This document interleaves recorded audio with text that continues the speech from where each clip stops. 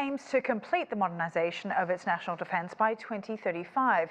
Bo Zhou served in the Ministry of National Defence. He's the former director of the Centre for Security Cooperation in the Office for International Military Cooperation. Thanks very much for your time there. Now, how big would you say the PLA is, and what are its main missions?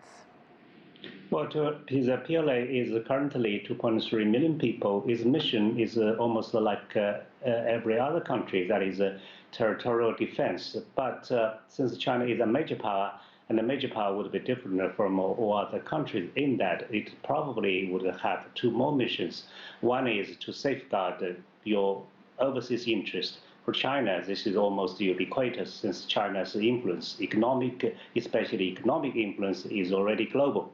The other thing is you have to fulfill your international obligations as a major power.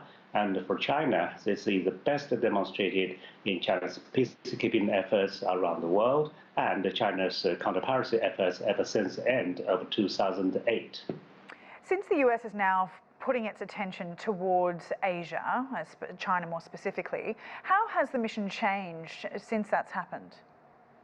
Well, China's mission has not changed really, because if we look at the long-term objective, the objective for OPLA is to become world-class military by mid-century. But a few days ago, President Xi Jinping has actually made a clarion call on the PLA to speed up its progress. So in other words, the PLA has to speed up its modernization drive. The United States currently is becoming focused in the Indo-Pacific region with China right in the center.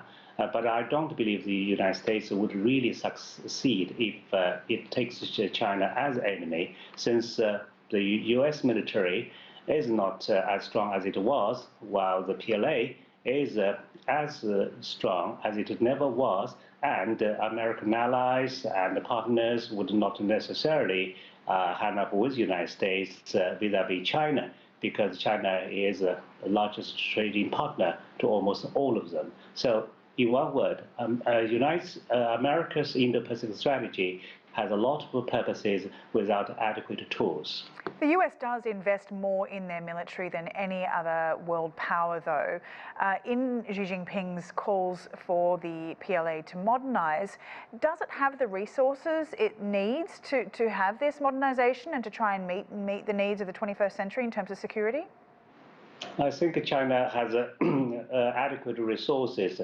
First of all, China is the largest industrial nation on earth. This is recognized by United Nations. That means that China basically can independently manufacture any sorts of industrial products, including weapons, as China wish. Secondly, China, of course, everybody knows that is the second largest economy, and in less than 10 years, most probably China will overtake the United States as the largest economy. So China has adequate fund and adequate resources and adequate industrial capabilities to turn PLA into a world-class military. Okay, that's all the time we have for. Thanks very much for your time. Bo Zhou there for us, Ministry of National Defence. Fresh concern.